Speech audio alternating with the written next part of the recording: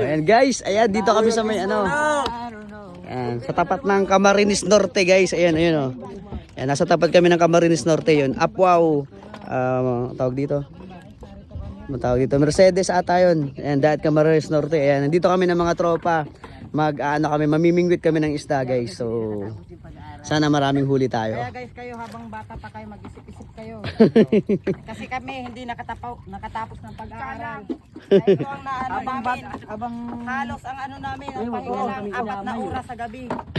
Das, Laot sa umaga, laot sa tanghali, laot sa hapon. grabe ang gabat ka tong ano ni Umil.